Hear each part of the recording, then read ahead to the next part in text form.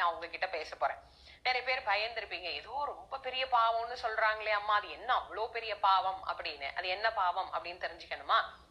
தாய் தந்தையரை வயதான காலத்தில் நிராகரிக்கின்ற பாவத்திற்கு எங்குமே போய் பிராயச்சித்தம் உங்களால் தேட முடியாது. இன்றைய தலைமுறையினருக்கு இதை திரும்ப திரும்ப திரும்ப பதிவு செய்ய வேண்டிய ஒரு தகவலாக இருக்கு.